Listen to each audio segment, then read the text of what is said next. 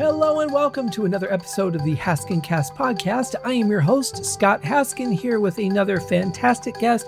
And as you probably saw by the title of the show, this is going to be a two-part episode. But it's also a huge diversion from the way that I normally do the show. April is a wonderful young lady, fantastic comedian, and she's a singer. She plays guitar, which we didn't even get into. Amazing that we talked for 2 hours and we didn't even get into that stuff. But the conversation took a very interesting turn into a direction that I don't normally go in the show.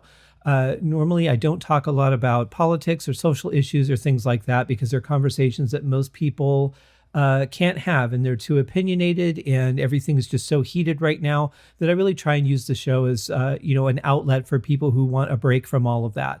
But in this case, we got into it. We talked about a lot of stuff, and I could have edited out a lot of that, or I could have edited the show down quite a bit. But the fact of the matter is, I think that April had a lot of great things to say. I think we had a lot of great dialogue here, and I think it's something that's worth listening to. So I chose to leave it all in the show, take the show in a little bit of a different direction, and hopefully it's something that you can enjoy or learn from or be inspired by.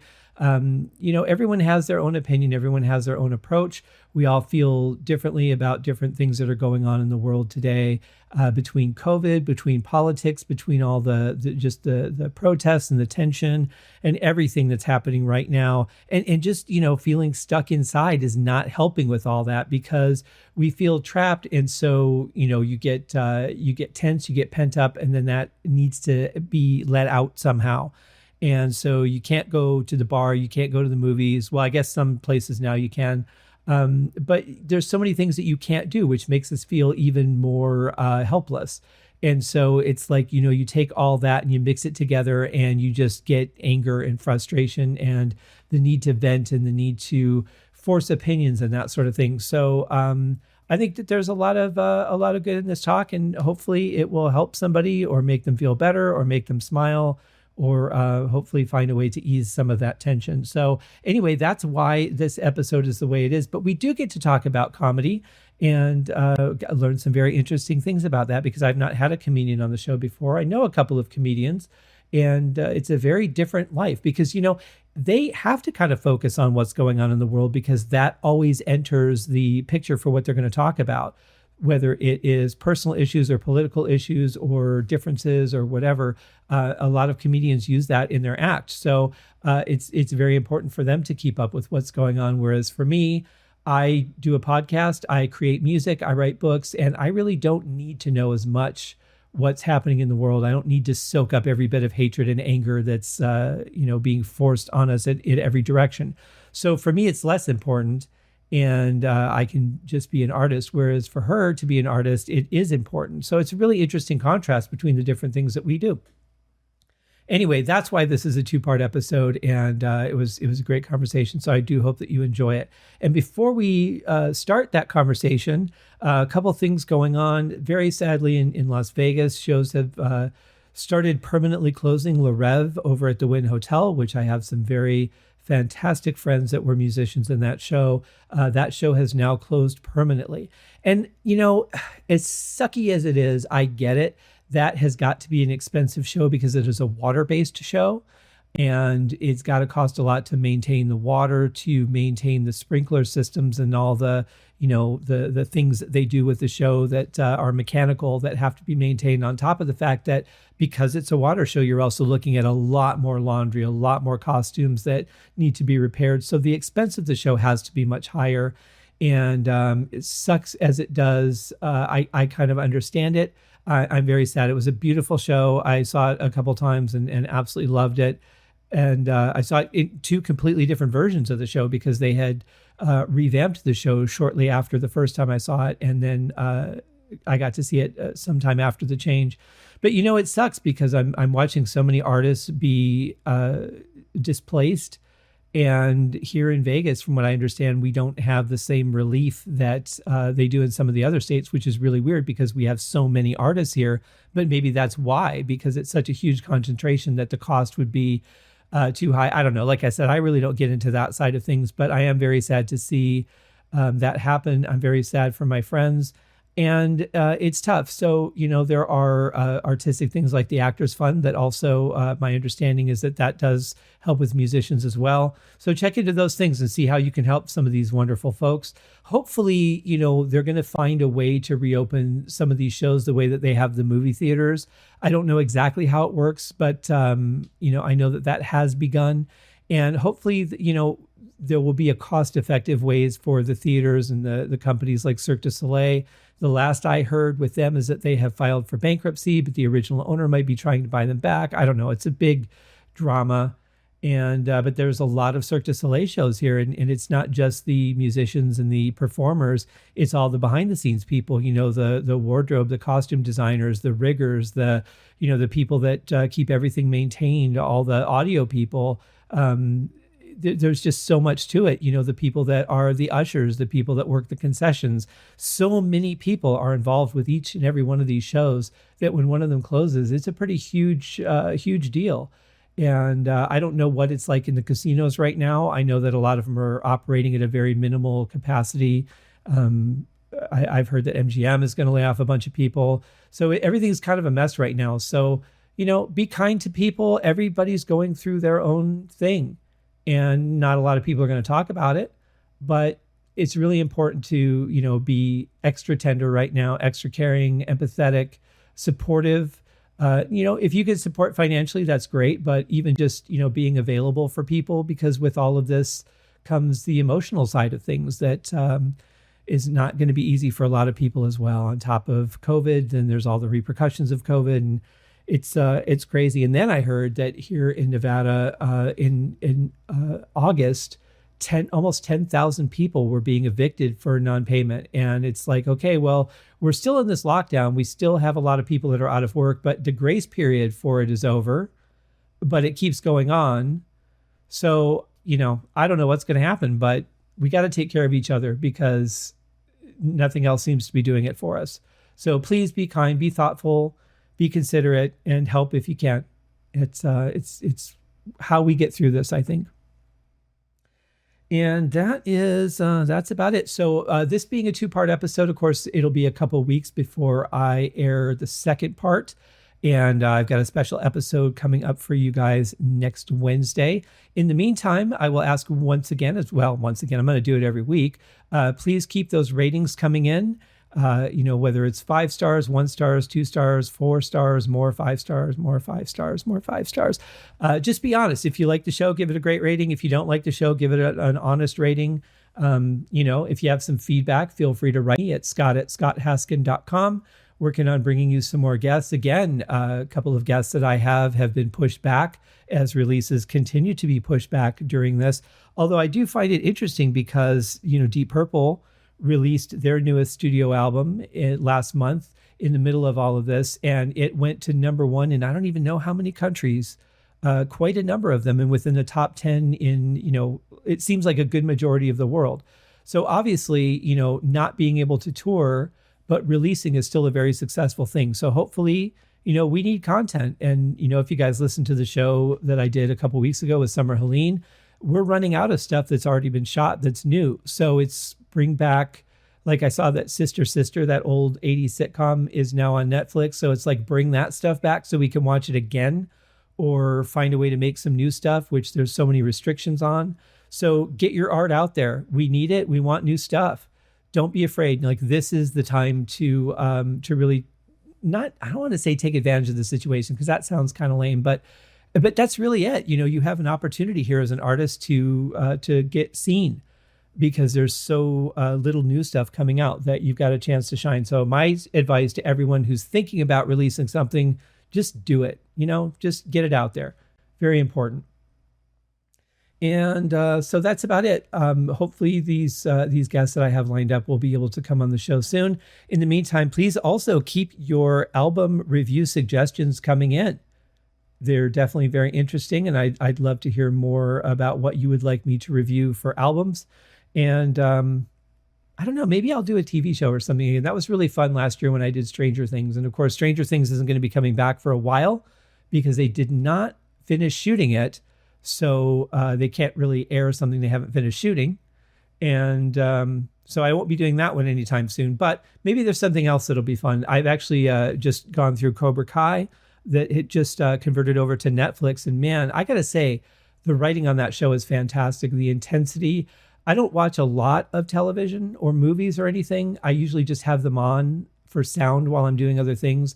But I actually really engaged with this show. I think it's done so well, and the perspectives are interesting. The intensity is really good. Like, that's the kind of stuff I like. If every show has stakes, like somebody could disappear from the show or something really major could happen, I really like that. If it's just, this episode happened and it's really a bridge for these 4 other episodes that you're not going to see for a couple months, and each show doesn't really matter, then it's kind of hard to watch. But shows like this, like Wentworth on Netflix, is really good. They're really engaging, and I really dig that. Again, I know I've talked about this, but that's why I didn't like Breaking Bad the first time, because it's like with such a small cast, with you kind of know everyone's going to make it to the end, and there aren't really that many stakes in the individual show's shenanigans or situation, but the overall has it. But shows like Wentworth or Oz or The Shield, man, you just never knew what was going to happen from show to show, and that I really like. Other than that, I want to tell you guys about one other cool thing that I have recently discovered. Thanks to my friends John and Nate over at the Deep Purple Podcast, who just had me back for another episode of their show. It was episode 72, I think, where I was a contestant on the Deep Purple game show, which was a lot of fun. I had a great time hanging out with them, as I always do. And thanks, guys, for having me on. And we'll have to get you guys back on this show, or I'll come back on your show or something again, but it'll be fun. But anyway, the previous week's guest was Simple Man from a podcast called Skinner Reconsidered. And I've never really paid much attention to Leonard Skinner, to be honest. They got Sweet Home Alabama. Oh God, I've heard that. And I don't know. I just never really gave him a chance. So he does a podcast called Skinner Reconsidered, and every podcast is a review of a different song, and he goes through all of them. So it's really interesting to hear a little bit of the backstory, as well as kind of a breakdown of the song, and get his opinion on it, and hear songs that honestly I've just never heard or never given a chance. So that's a pretty cool show. If you want to give him a chance, or if you like the band already, go ahead and check that out on any of your major podcast apps. I know it's on Apple Podcast and Podbean and iTunes. Not sure about Stitcher, but I'm sure that there's plenty of other places you can check it out. Skinnered Reconsidered, and Reconsidered is spelled with Y's as well, to go along with the Leonard Skinner theme. But it's a very cool show. I really like how Simple Man does it. He has a great way of doing the show. It's really hilarious, but it's also very interesting. So if you're interested, give that a shot, as well as, of course, the Deep Purple Podcast. And last thing I want to talk about is I was very excited to work for the first time with my friend and former podcast guest, Chandra Jefferson. We did a song called Heartache in the Break Room, which was a challenge issued by Jenna Fisher and Angela Kinsey at the Office Ladies podcast. You drop a challenge saying, hey, write us a song. How am I not going to write you a song? I'm a songwriter. Why would I not do that? So we did a song, and I thought it was a lot of fun. I had a great time working with Chandra. She worked on very short notice and gave a brilliant performance. And hopefully, as the Office Ladies promised, they were going to play all the songs on the show. I don't know how many submissions they actually got, but I would imagine it was probably a lot more than they thought they would get. It was kind of an off-the-cuff thing, too. I don't really think they planned it. It just was something that came up in the conversation. So it was kind of neat, and we'll see how long that goes. And if they air it, then maybe I'll air it on the show, or maybe we'll do an updated version or something of it where we have a little more time, because we were kind of pressed for time. And we'll see what happens, but hopefully they'll play it. So listen to also the Office Ladies podcast. If you're a fan of The Office, or you just want to hear two people that are really passionate about a very high profile show that they were on, they're just fun to listen to. I think even if you don't know the show, it's probably somewhat enjoyable to just listen to them talk, hear how passionate they were, hear the stories about what it was like when they were filming. And they do give a lot of backstory. They have different people from the show on, sometimes the writers, sometimes the directors or the actors. It's a really good show. So check that one out as well. And now that I've babbled on for almost 15 minutes, it's time to get to the interview and part one of my interview with comedian April Walterscheid.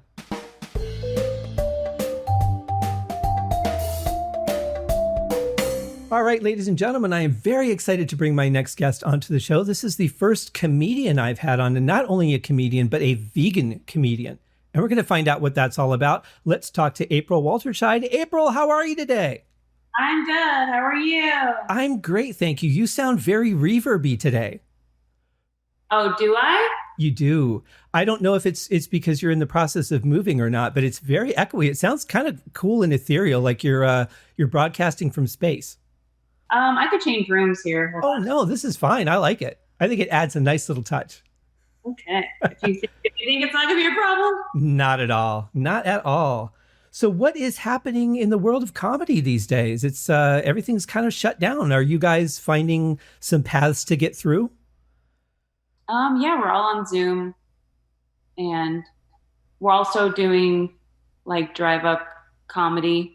Where you drive up to like a park or a parking lot and you just watch people perform outside. Really? How well can they hear? Is it broadcast through like a speaker system or something? Yeah. Somebody brings like a small speaker the size of a small cooler and hooks it up. I don't know where the plug is, but yeah. Well, I'm just glad there is one. Otherwise, that would make the speaker irrelevant. I find it fascinating, anybody who can do comedy, and even more fascinating, anybody who can do it well, because it really takes a lot of components, I think, to be a good comedian. There's the material, there's the way you word the material, there's the way that you deliver it, and then there's kind of reading your audience. Is it tough to keep all those components together and flowing when you're on stage? With practice, it's not hard. I try to say something that's like, start out by saying something that's like going on in the room or like in my life at first. So it feels current and it kind of like brings people. And if you talk about somebody in the audience who's like a sore thumb, they stick out like a sore thumb, or something about like what's going on in the environment, that kind of brings people in. And then I've probably had some sets where like maybe it wasn't entirely relatable to the audience just because of their age or something, but that doesn't happen a lot. It's you just don't even really think about it. You're just so used to performing eventually that you just do what you can. I can relate to that. I think it's the same with songwriting. It's not like I sit down and say, okay, here's my formula, or here's how I'm going to attack this. It just kind of comes about. Like you get an idea and you know where to go with it and how to move. A lot of people have told me that I should be a stand-up comedian. And aside from them being very sweet, they're also wrong. I don't think I would be a good comedian at all, because I'm more like reactionary funny. But you write skits and you write, your dialogues and in your shows. Is it kind of hard to find a way to keep adding material to, like, say you're doing a 40-minute set? Is it tough sometimes to fill that much time with an ongoing dialogue? I would say the first time I did it, I was scared. Like the first time I did 45 minutes, I was scared. Mm-hmm. But it goes by really quick. So I would say it's kind of tough to answer. I would say the first time you do any amount of minutes, like whether it's 5, 10, 15 and 20 used to scare me. And I mean, for me, a lot of people seem to like when I have material, but then also just go off on like random tangents in between. So I just do that to make it flow. And then, I talk to myself a lot when I'm alone. So it's good not to keep it in your head. It's good not to keep it all in there and you eventually explode, you know? Well, plus just for your vocal cords to keep them warm, especially now when we're so isolated. I find that I talk very little. And as I've said on the show many times, I've done a lot of damage to my voice because I'm not using it. So it's great that you are keeping those muscles working. I would think a 5-minute set would be really tough because you're kind of really like just getting into your zone and then it's over. Yeah, I think the first time you do stand up, it feels like a long time. And sometimes even now, like 5 minutes, like someone will go up before me and do 5 minutes at like an open mic. And I'll be like, they're still up. Usually 5 minutes goes by, 5 minutes goes by really quick. But once in a while, it seems long. The person before, like the three people who are up before you, you're just like, oh my gosh, are they done yet? You know, like, what is this, 10 minutes? Like, it just seems like longer. But yeah, it goes by fast when you're up there. And I would say actually a really fun set. There might be people who disagree, who are comedians, but the fun sets are actually, for an open mic, I love doing 3 minutes. I don't know why, because it makes me talk faster, and I think I'm more entertaining that way. Doesn't give me time to really think. I plan out what I'm going to do, but in the moment, like maybe I have an outline of what I'm going to do, but in the moment, it's just like I talk really fast and more people laugh. And I love the challenge of 3 minutes. It's just, I don't know what it is. I think you just get less wordy real quick, you know? Yeah. You got to find a way to deliver the punchline and the lead up to it. Like you got to get in there and do it. You don't have to go fast. You know, you could do 2 really slow jokes, but for me, I just love the energy of like, I feel like I don't have a lot of energy sometimes. And when people see me perform, they're like, no, you have energy. I'm like, I do. I just feel like I don't. But yeah, the 3 minutes for me gives me more energy, and I just love it. I think I get more laughs in 3 minutes too. Maybe there's a little bit of an adrenaline thing to it because you know it's going to be over and you want to enjoy it as much as possible. So you just kind of find that gear and kick into it real fast. Yeah. And like, especially one time my first 3 minute set was in Tucson at a place called Laughs at one of their open mics. And my aunt lives in Tucson. I'm from Phoenix. I'm in Los Angeles right now, but I'm from like Mesa, Arizona in the Phoenix area. Mm-hmm. And I went down to Tucson and my aunt was there. She's a former nun. And I just did like a bunch of nun jokes at the top, pointed her out in the audience. It's always fun. Like when your family members are there, just point them out. And yeah, it was just a fun 3 minutes. And that was when I was like, oh, I love 3 minutes. That's awesome. I love that you would feel comfortable making nun jokes in front of her. Is it kind of a risky thing for a comedian to do something like that, or did you know that she was going to be okay with it ahead of time? I knew she'd be okay with it. They weren't terrible. It was just a bunch of sister act jokes. Oh, okay, yeah. I mean, one and then some other ones, not all sister act jokes. Right, yeah. No, I mean, she was a nun in I think her 20s, 30s. And it was so long ago. And I think we went to dinner right before. So I probably told her I was going to do some nun jokes and she was excited. She's also just like a jokester. And she had a stroke a few years ago. So she's on like, she's my great aunt. So she's like, I want to say 70s maybe, or 80s or something. And everyone in my family lives to be literally 111. So I don't know if she's ever going to die, but wow. She's definitely a fun person, and she does take CBD and THC for like any pain symptoms or whatever she has. And she just like, it's so funny to hear her talk about it. She's just like fun is what I'm trying to say. So gotcha. Well, that's cool. That's definitely cool. But it certainly raises a question for me. Like, do you feel as a comedian that you kind of have to be a little bit fearless? Yeah, for sure. Some might even say borderline hate yourself to be a comedian. So really? Yeah.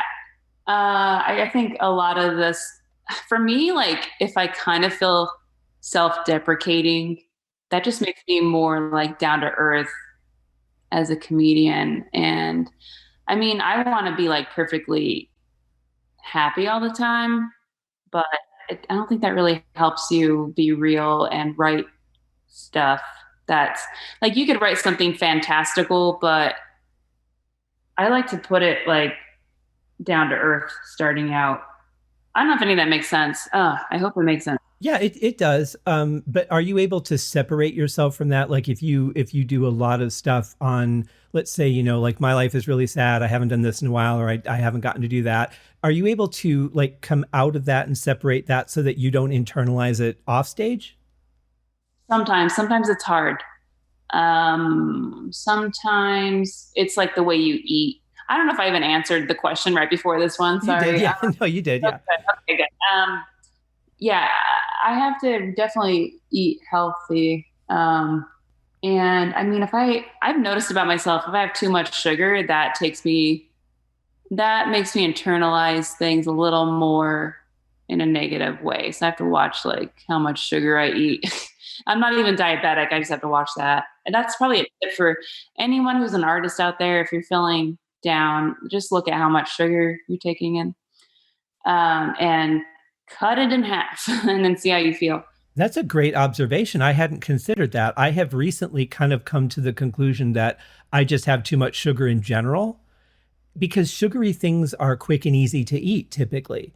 And, I work around the clock and I don't want to take an hour to make a nice dinner. I just like, what's quick? What can I do? And it turns out that most of the quick and easy foods are very sugary. So that's a great point.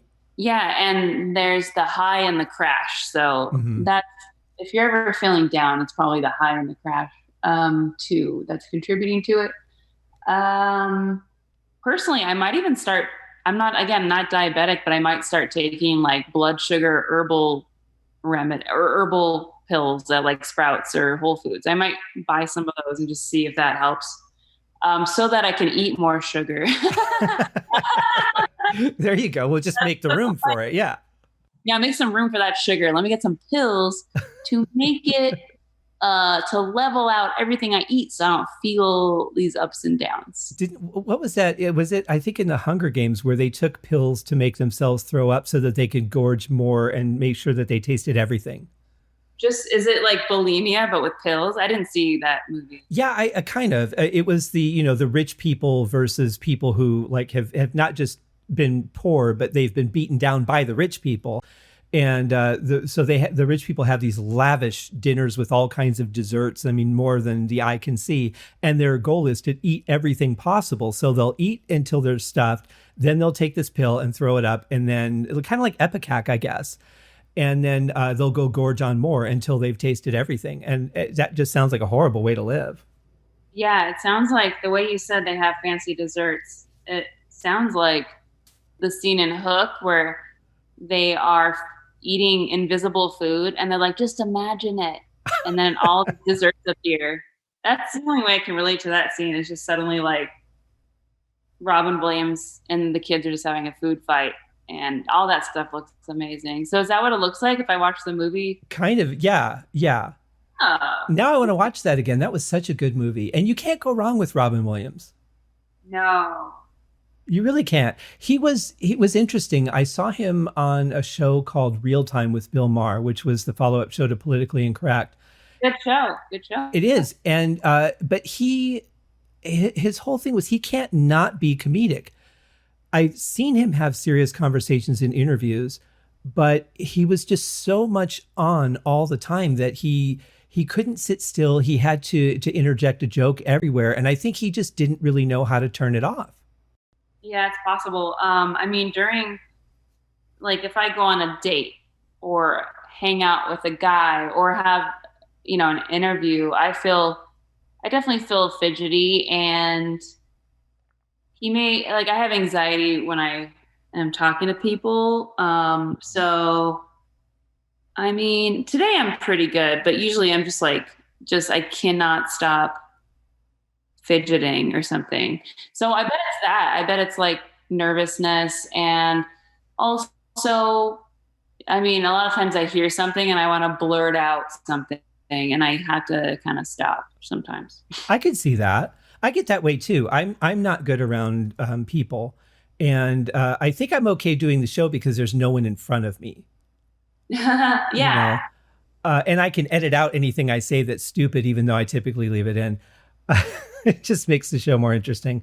But yeah, I could certainly understand that. And I find it interesting, though. I know so many people that pick professions or are drawn to professions that really contrast the things that they're uncomfortable with. Like you're uncomfortable around people, but yet your job is to go and talk to people and make them laugh. I have a friend who's a pilot that has a fear of flying. I think that's fascinating. I mean, I think if I was a lion tamer, I'd have a fear of lions. You know, I'm sure all lion tamers have a fear of lions. I would hope so, because it's when you lose that fear that they'll eat you. Oh, really? Is that what? So if your friend ever doesn't have a fear of flying, he will crash? Well, the plane's not likely to attack her, whereas a lion would.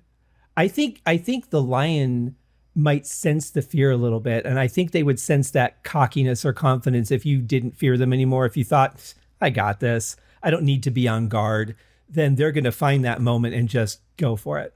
But I could be wrong. I think the plane is less likely to do that. I mean, I've always been told if you're not afraid of the animal, they'll leave you alone. Like if you're not afraid of them and you act tough, they'll leave you alone, or you ignore them. Right. That's work. So I can't believe the opposite would be true. You could be right.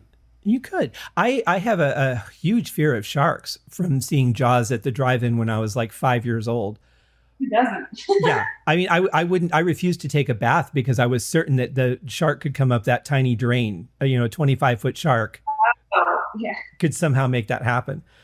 But do you think that there's like an expectation though for a comedian to be goofy all the time, to be, you're at a party, people want you to make them laugh. You post a picture, people expect it's going to be a funny picture, not a serious one. Do you think there's kind of a general pressure for a comedian? Yeah, definitely. There's pressure for that. And there's also pressure like, hey, could you not be funny today? Because this is like a funeral, can you not? But could you actually have emotions could you have real emotions just this once and not try to hide behind a joke? And I mean, okay, my problem is like, not even a problem. It's just like in situations that are serious, I will say something that's not serious. But yet I'm feeling all the seriousness of the situation. Mm-hmm. And I'll say something that actually means a lot to me, but it comes out funny and everyone thinks that like what I'm saying is funny. And even like on Facebook or social media, I could be like posting something serious and I'll get comments that are like, people laughing. Like something serious, like, okay, I'm going through a hard time. I need help. And somebody just laughs in the comments. Like they don't think I'm being serious. So there's that problem. Yeah. Because it's only a 2D interaction online. It's not like they can see you. Right. So that's a problem. And there's no inflection in text, but I would say, just on the chance that you are being serious, like just reach out and make sure you're okay. Yeah, I definitely will see people going through a hard time on Facebook and reach out. And sometimes they react like, it's weird when you're going through a hard time and someone reaches out to help you, but also you don't want them helping you. Sometimes you do. Sometimes you're just like, ugh, that's not the kind of help I wanted. It's so weird. I've had people reach out if I was going through a hard time and they're just not the people I wanted to respond to. It's the weirdest thing. It's weird when you want help, but then someone helps and you're like, ugh. I think that's one of the strangest things in our society these days is that, and I think, I don't want to blame social media for it because I think it's our own sort of personal isolation from each other and our fear of being a real person, yet our desire to be a real person at the same time. I can definitely identify with what you're saying, but at the same point, isn't it nice that those people, even though you didn't want them to be the ones to respond, it's kind of nice to know that they cared enough to do it. It is. There's some people that needed my help and they're not here today. So yeah, it's really nice. Yeah. I mean, it's not like they reached out and then because I didn't respond in the way they wanted, that they are not here. They disappeared a month or two later. Mm-hmm. But yeah, it is nice. If I see anybody going through like the first few stages of something strange, I definitely reach out. That's good. Because I'm like, this could get worse. But there's been a few things where like, I've had friends who gave no signs of anything. Yeah, same here. They're not here. There's two that gave no signs really. And yeah, they're not here. And one of them reached out to me a month before he wasn't here anymore. And I'm like, oh my God, like you start blaming yourself a little bit. Yeah. I wasn't even that close with them either. I would say I knew him for 3 or 4 months in the comedy scene. You can't really blame yourself for that, because if they came out and said, "Hey, I'm in a real dire position. Can you spend some time talking to me?" You certainly would. If they reach out and they say, "Hey, can we talk?" and you don't really understand the severity, or maybe they aren't conveying the severity so that you will understand, you can't blame yourself for that. And it's tough because it's always easy to look back and say, "Oh, if I would have known," or "I wish they would have told me," but you can't control what they do. But I like the fact that you are there and that you're willing to be there, because I kind of feel like these days people just think, if I just post a number and ask 10 of my friends to repost it, I've done my job. I don't need to actually do anything because I made a post. Yeah, it's like more insensitive, I guess. Like it's more, not the word insensitive. It's like it's passive. Passive, yeah. Yeah, I would agree. It's a shame. I really hope that more people start actually, caring, especially right now, because people with the isolation, I think a lot more people are probably going through depression. I read that the domestic abuse cases are up because of it. So hopefully we'll just all be there to support each other, because I think that's how we get through it. Having nice distractions like comedy online is always great, or to be able to drive and go to it. That's interesting. Do they space the cars out? Is there a distancing between the cars, or are they allowed to just kind of park wherever? So I haven't gone to the drive-up mic. I've just been to a mic, an open mic in a park in South Pasadena. Oh, okay. So that's like you park, and then we sit on bleachers and go up one at a time. But we're wearing masks and not wearing masks on stage. There's a tiny stage in this park that's like made of stone by the Girl Scouts or something of America. And we have like wipes for the mics. We have like Clorox wipes. Mm-hmm. And then, people just do their time and wipe the mic and stuff in between. It seems like it's a fairly respectful community for the most part. I mean, I'm sure there's people here and there that aren't very well accepted because of their behavior. But for the most part, it seems like comedians really do have kind of a camaraderie. I would say they do. Definitely they're the type of people that I could talk about anything, but yet we're actually like really egotistical. Really? Oh yeah. I mean, if you have a joke about yourself or something that doesn't land, you do like internalize it and you kind of get hard on yourself. So you have to that's why I think it's important to eat healthy or healthy when you can, because you got to separate the ego from like the joke you wrote about yourself, and like, it didn't do well tonight. It doesn't mean I want to do well somewhere else. Yeah. And then, there's some definitely weirdos in the scene that they're not nice to anybody, or women or Black people or whatever. That does happen. Yeah.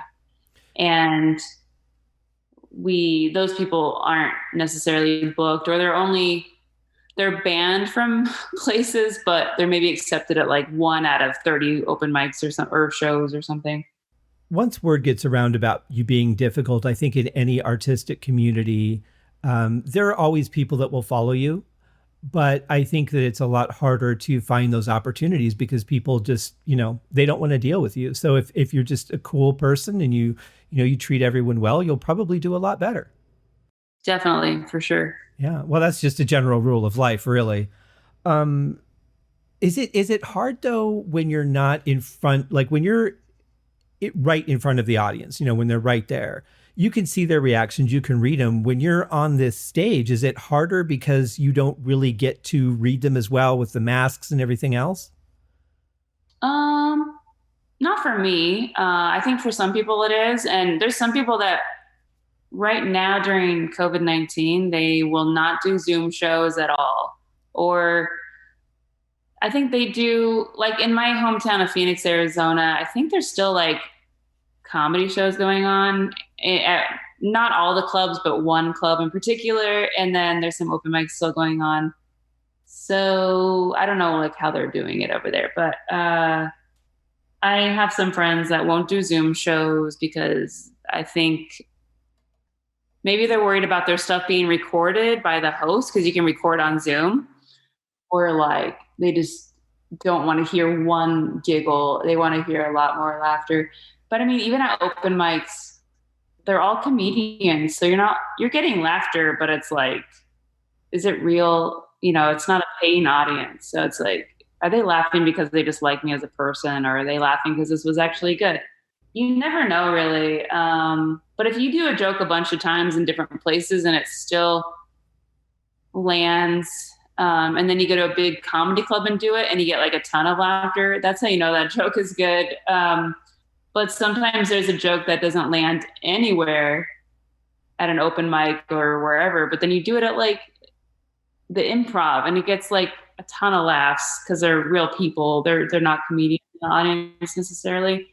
I know you asked about masks. I would say, yeah, again, it doesn't really bother me so much. Mm-hmm. Even though my ego does get hurt. I mean, it does get hurt, but I just want to perform. I want to try stuff out. So I'm willing to take the risk. That's awesome. I mean, you have to, if this is what you want to do, if this is your dream. And I know this like disease is not, it may not go away for a year or two. So I'm just like, I'm going to try to do what I can to keep performing. Yeah. I think there's, you're right. We don't know how long this is going to go on. And here in Vegas, they've already closed one show permanently. La Rev over at the Wynn Hotel just closed a couple of weeks ago. And I'm waiting to see what else follows because, those theaters cost money and it's a lot to maintain. So I don't know how things are going to go, but I think that for people that are willing to find alternative ways to perform like Zoom or, like the drive up performances, I think it's great because we have to work with what we've got if you want to keep doing it. And of course it's your passion. We've got to find ways around the issue. Yeah. I really don't know my friends who aren't performing. I don't know what they're doing. Maybe there's some private like shows going on in backyards. I've done some of those in LA. They're not really like for the public knowledge, but, yeah, I don't know. Maybe my friends who aren't, I don't like the friends I don't see performing. Maybe they're performing for like their parents, their girlfriend, their boyfriend. Mm-hmm. Actually, comedians don't have girlfriends or boyfriends. So, yeah, it seems like most comedians I've listened to say, this person I used to date seems to be more the thing than my current love interest. Yeah, and it's always a surprise when you see a comedian getting married, because maybe in their jokes they talked, like even famous ones, maybe they talked about past relationships and settling on Instagram. Like maybe they released something on Comedy Central and it's about a past relationship.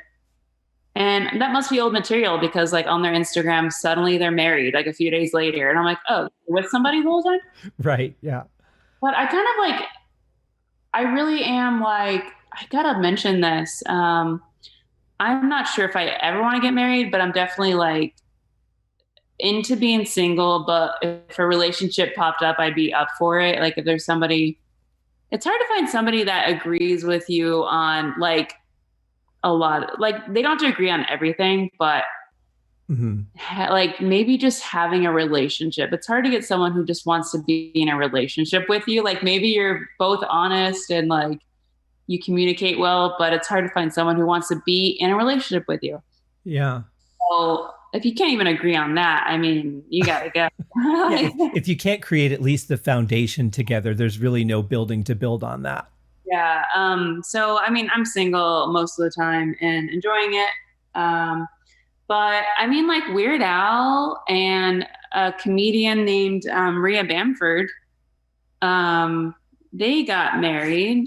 Or sorry, not them. Sorry, they didn't get married to each other. That sounds okay.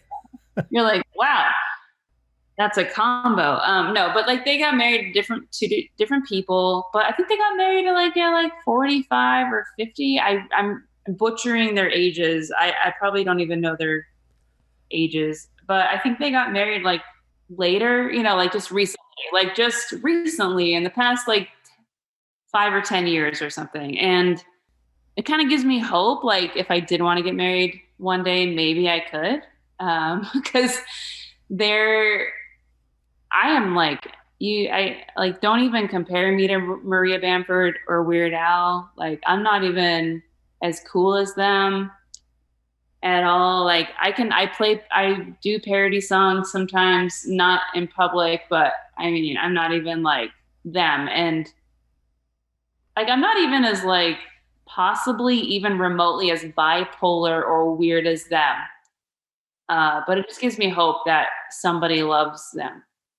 I think it's cool. I mean, I'm not as old as Weird Al. So I'm almost 50 and he's got to be at least 15 years older than me. Oh my. So no, is he in his 60s? I'm going to look this. He's got to be, I would think. But I think, I hear stories where people find love later in life, and I think it's great. I think that by then you really know who you are, and that person should really know who they are. And if you can find a compatibility between yourselves, I think that's probably going to last until, you're both gone. Hopefully. And yeah, maybe later in life, the last few years of your life, you finally like find someone who wants to be with you. Let me look up, hold on. Yeah, I'm curious about this now. He's been married longer. I'm so sorry. He's been married, I think, 19 years. Let's see. So, okay, that's been a while. But still, he would have found them later in life. 41. He may have gotten married in his 40s. Yeah. I mean, I feel like, so I think I could be wrong, but I feel like guys definitely have support in comedy. There are some that are single for sure, but I think a lot of them have a girlfriend or they're married about to get divorced, but they were married, Mm-hmm. I don't know if women, I feel like there's a lot more single women comedians who are just single. I think it has to do with like women just don't need anyone, to be honest. But I know no one wants to hear that, but it's just how it is. So it kind of like just offends me that women are single for so long. I just feel like maybe we don't get support or anything. Well, So I think it goes back to those old paradigms, like the man should be able to, conquer women and a woman should only be conquered by one man. Those statistics in themselves don't even make any sense. They're just not possible. Bible verse. Yeah. Yeah. Like, a guy would use there was a girl I worked with. I worked in finance a lot of my life, like credit union, or worked in for Wells Fargo or something in the home mortgage section where I just call asking for titles. I'll be like, I had a job where I just asked for titles and I'm like, you got that title yet for the house? Or like, no. I'm like, okay, I'll check back in a week. Like that kind of stuff. You're so aggressive. I know. I'm just like, is it ready yet? No, they're getting a divorce and the wife doesn't want to let go of the house. It's going to be a while. I'm like, okay.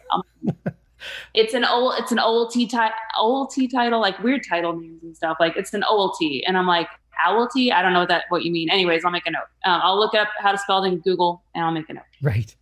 But yeah, what you said reminded me of like these older guys using like Bible verses from Muhammad to like lure in 20-year-olds. Mm-hmm. There was a guy I worked with. He's had 11 kids apparently. Wow. Maybe he follows the Bible, I guess. That's why he's got 11 kids. Maybe he has 11 girlfriends. So he would just like come up to my friend she's very similar to me. We're both goofy and stuff.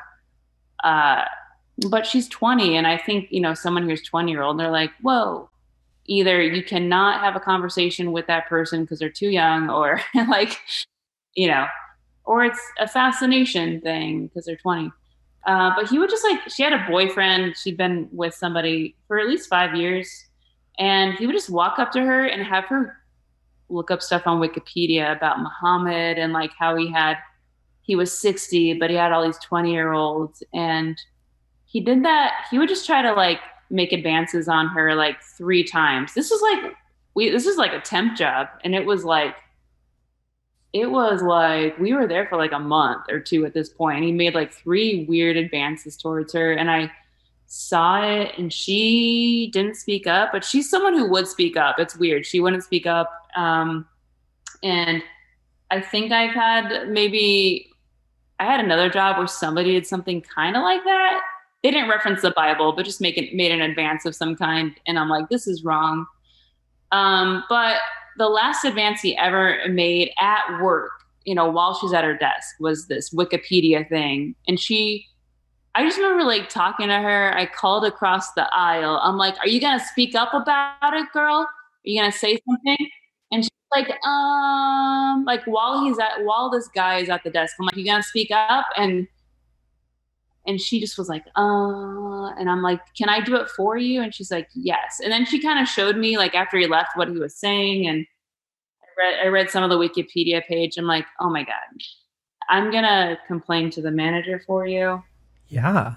And then he either left or he got fired. I don't know. But yeah, I just wanted to say, I don't know what sparked this tangent, but well, we were talking about the paradigms of the Old Testament type thinking. Yeah. So your Old Testament thing was just like that reminded me of, like, yeah, guys just like making up shit to support their advances. And then definitely had a lot of guys that have empty promises. Like one guy promised to make me coffee and he never did. And that's disappointing to me. That's such a hard thing to do. Why would you promise something that big? I know. Yeah. I mean, you can't even keep that promise. Like, what else are you not able to keep? Yeah. You're not getting the ring. That's for sure. Oh yeah. No, this guy would not have given anyone a ring. Not even a telephone ring, just texting. See, I don't get that. I don't understand the idea of saying, hey, I'm interested in you. I want to win over your attention. So I'm going to say I'm going to do all this stuff and then not do it. And then you'll like me. Yeah. I've even had guy friends who I'm still friends with try to promise me stuff. And I'm just like, oh, that's lovely. And then I just don't talk to them again. I'm like, I know you're not going to keep promises. No, what I've learned is like, okay, so I used to, I would say in like 17 magazine or YM, I swear in my teens I read, you have to like love yourself first and all that. Mm-hmm. Didn't know what it meant. And then I've gotten like more spiritual as I've gotten older. Like I'm not religious, but I've gotten more like, definitely I'm a journal type person. I've been working on myself since my teens. Like self-care was something I knew about immediately. I knew therapy is a good thing. I don't consistently see a therapist. I've seen one 3 times for like 6 weeks each time. But I think it's important to, obviously I'm a comedian, so I think it's important to like work through whatever you're feeling and then realize you're always going to feel that way. You can work through it for that day or that week, but it's going to come back. Sure, yeah. But maybe when it comes back, you can handle it better. Like your feelings never go away. No matter how much you stuff them down or work on them, there's always like something that triggers something forever until you die. That's what I've found out. But I was thinking like, oh, I've had like 1 or 2 boyfriends that kind of meant something to me in my life. One was like an almost 3-year relationship. And that one was like really hard to get over because he did cheat. I think I definitely had a part in that because we weren't like having sex, like we couldn't, like there's a reason that we couldn't have sex. But so, I mean, I don't know if he would have cheated just on anyone or if that was the factor. But see, even that, I can't understand the mentality of that because... break up, right? Just break up if it's sexually not working out. We got to let each other go. Right. Like that's why I don't understand affairs. Like I understand people growing in different directions or, somebody changing and maybe I don't like the person that they've become. They're not the person I started dating. I understand all that. But what I don't understand is I'm committed to you, but I'm also going to be committed to something else, which means I'm not really committed to you, even though I just said I was. Like, just leave me and go do your thing. Well, that's a thing now is like polyamory is a thing. So people can be in love with multiple people. So that is a thing. And I think like if someone's going to cheat, I think like this guy who cheated on me, he probably at that phase in his life in his mid-20s he was like in his mid later half of his 20s. I think that if he knew about polyamory, probably would have done it.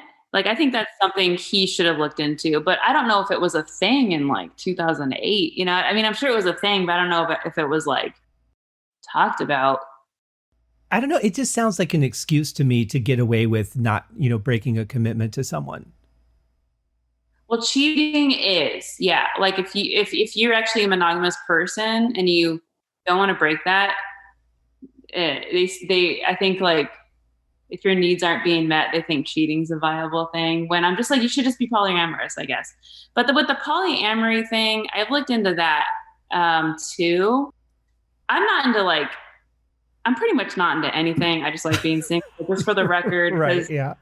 I can barely handle myself and keeping track of myself. But if you get burned enough times, you stop putting your hand into the fire.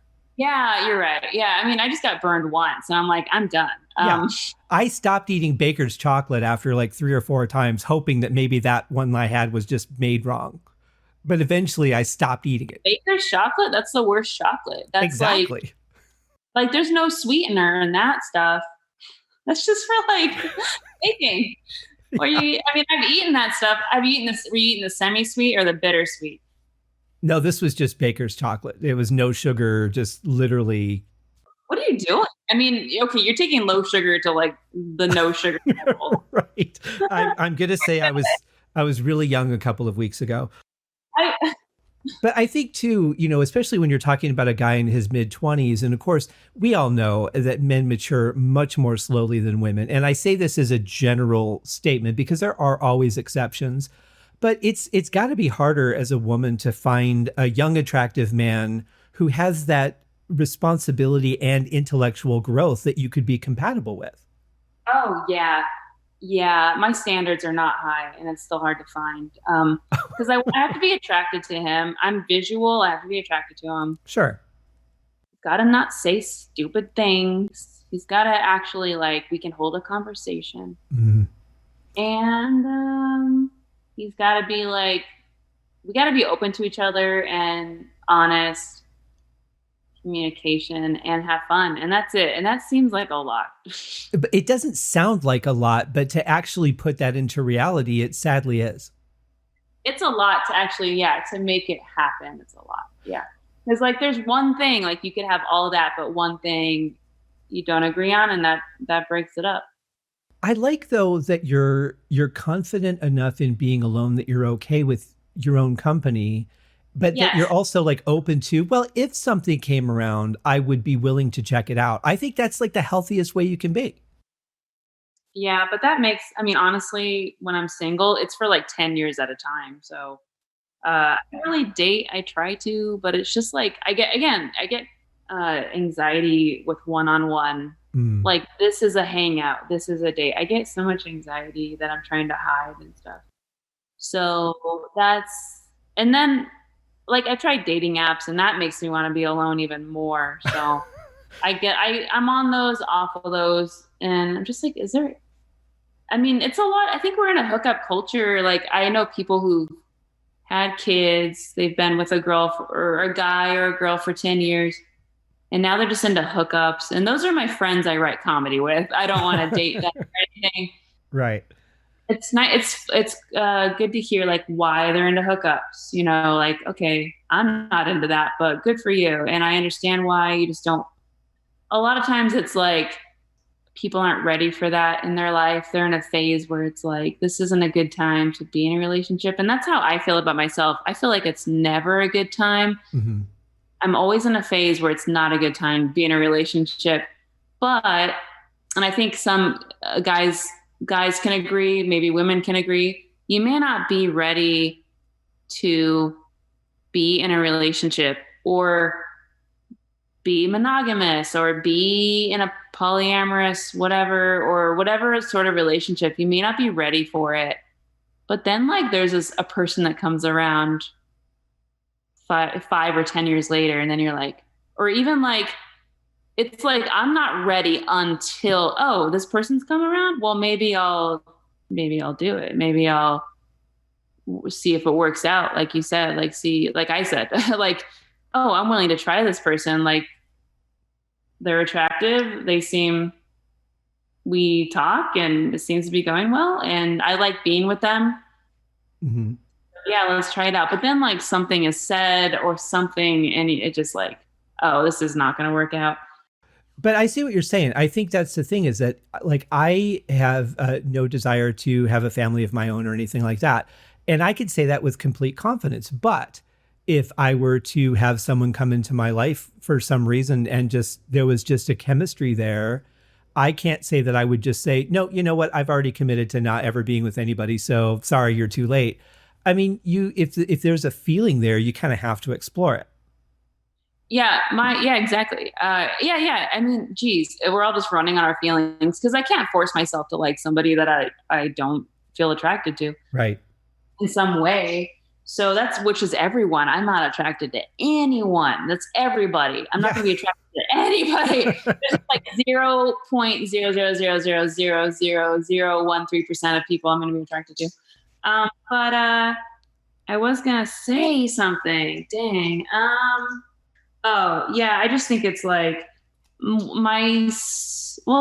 like my second or third, I guess my third technically boyfriend in my life, was always about like compromise. He like said that a lot, and not being passive aggressive, which he was both. He would tell me not to be passive aggressive and yeah, we need to compromise, but he was like not good at it himself. Like he was doing, I think he mentioned it because he's probably, I don't want to make excuses for people, but he was just working on that side of himself. He would tell me not to be passive aggressive because I think we mentioned things that we're working on ourselves. You know, we accuse people of things. Like if Scott, if you were on the Tonight Show or something, I'd be like, Scott's on and I didn't know you, or I kind of knew you, but I was jealous of you. I'm like, what is he doing on there? Like, I hate that he's on there.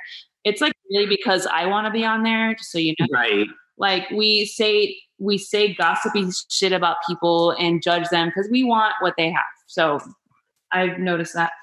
I mean, just look at our president. He says stuff that obviously he is jealous of. And like, he's fumingly jealous of Obama because Obama probably just didn't care about being cool. He was just all about the people. And Trump if Trump was just, sorry, this is politics, but if Trump was just about the people, I think it would fix a lot of things. That's a whole nother conversation, because that's, I mean, really what the president is supposed to be. But do you think with this guy, do you think it was a bit of narcissism, or do you think it was just like he was forced to see things about himself that he knew he should change, but maybe wasn't sure how or wasn't ready to? No, he's a good person. He's a comedian too, actually. So he's I have nothing against him. No feelings either. So I mean, I kind of, we were like functional together. We were like definitely could work together well, but I wasn't like falling in love with him necessarily. So I mean, it's okay. But no, he's not a terrible person or anything. Well, that's good. But no, I went off on a tangent, but that's what okay. I wanted to say was, yeah, it better be okay. This is a podcast, and that's right. What it's all about. Yeah. But yeah, okay. So he mentioned compromise, and now I'm like, okay, I don't want to be in a relationship pretty much ever. I don't want to be in any sort of relationship. I just love having friends. I love attention through friends or through things I post, and then I can go be alone. I love that. I love being alone with my thoughts and stuff, because I'm constantly working on myself since my teens. But if someone comes around who is all those things I said earlier, I might be willing to compromise. So the compromise part is like, things are going well, like you meet someone, it's going well, but there's this one thing you won't compromise on. And that it could be anything. It could be money. It could be the structure of the relationship. It could be religion. because there's so many people who are like different religions that get together because someone was willing to compromise, or I really feel like both people need to compromise though, somewhere in the middle. Mm-hmm. Like if I'm just compromising for somebody and they're not, like that would bother me to no end. I'm like, I compromise for you on this one thing that is against what I would normally do, and you're not also compromising. Like that shit bothers me if only one person's compromising. Yeah. Oh, totally. That's not fair at all. That shit bothers the shit out of me. Mm-hmm. Yeah. And that's like, I think if you're not willing to compromise, that's probably what breaks the relationship that's going well. Yeah, it's kind of compromise, but have that backbone too. Like know when to pick your, not battles, but know when to stand your ground because something is important to you. Like I get bending to make the relationship work, but if you have to change who you are to make that person happy, then that really comes more down to a compatibility issue. And I mean, sometimes I'm like, if I don't want to compromise on something, I'll think about their side. I'm like, how can they compromise on this? Like what, like if it had worked out, what could they do to compromise on it? Right. Oh, that's a good thing. But sometimes I don't know. I don't know what they would decide. It's not like it's not like I can get them back or anything. It's just right. Like, what could they have compromised? That's kind of a tough thing to compromise on. What could they have done? But I like that you're wanting to look through their eyes, because I think that's a big thing that we've lost in society, is that people just want to get their own point across and not really hear the other side of things. Yeah, my mom is like a Virgo. I don't mean to bring signs into this. That's okay. But also I do. Her birthday's tomorrow is why I'm saying that. Happy birthday tomorrow. Yeah, happy birthday to Dixie Walterscheid, my mom. Yes, it'll actually be, let's see, that's Monday. So it'll be 2 days ago when this airs. But yes, happy birthday 2 days ago. Okay. But I got her like Girl Scout cookies in LA. And I had a friend. I was going to drive to visit my family in Phoenix in August, but I didn't get around to it because there's like several birthdays in August. My nephew's and my dad's. And then for my dad, I got him socks with his face on it. So that's interesting. Like they sewed his face into the socks? It's a printing. So it's facesocks.com. You can get your face or your dog's face or your baby's face or the face of like John Hamm put into some socks. Wow. I think that would be so weird to know that there's people running around with like my podcast logo on their socks. Oh, yeah, that would be cool if you did that. I would highly suggest it, though. Yeah, I mean, you have a stalker who just like comes up to you. I'm a fan of your show, man. He like pulls up his pant, like, look. And I would enjoy a conversation with him until the police arrived. Yeah, you're like, I'm gonna call the police. I know you're gonna kill me, but yeah, let's talk. But keep listening to the show. I hope you can get in prison. You know. Yeah. Oh my God. I know. What level of fandom is okay? I mean, that's, yeah. Comic-Con is full of stalkers if you think about it. I've been to a few Comic-Cons where I was on a panel at Comic-Con. Anyways, I've gone off on a tangent. So what panel were you on at Comic-Con? It was Phoenix Comic-Con, which they can't use that name anymore. Right. Yeah. A lot of Comic-Cons probably can't use the name they were using anymore. I don't know. Yeah, they call it Fan Fusion now, I think. Yeah. Oh, you know about that. Yeah.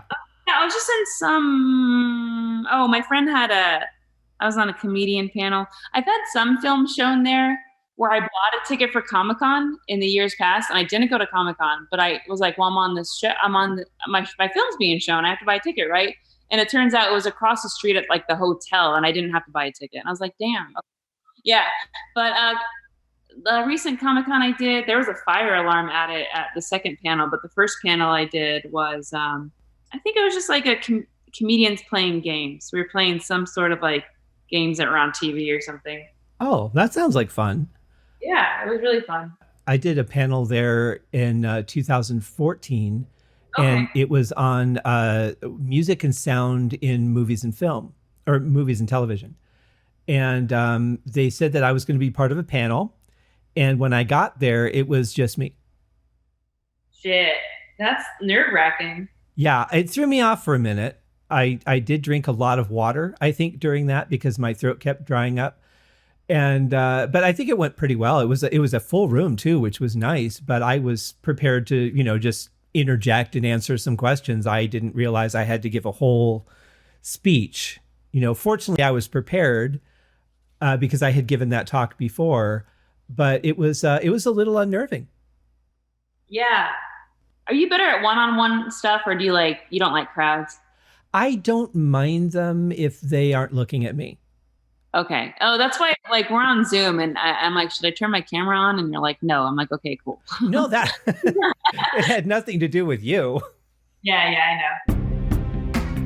I think this is a pretty good place to cut it for the first half here. And I want to thank you guys for listening. Hopefully that this podcast has started to kind of make you think a little bit, make you calm down, maybe back off of the anger and the hatred and the aggression, if that's how you're feeling. And, let's work together. And we're going to have the second part of that interview coming up in a couple of weeks.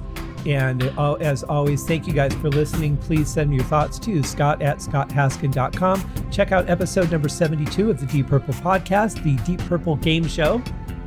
God, I had so much fun with those guys on that show. And my other opponent, Allegra, who has a wonderful site of her own that you should check out. And I'll put that link in the show notes. Thank you guys again. We'll see you next week for another episode of the HaskinCast podcast. Be safe, be kind to each other. Cheers.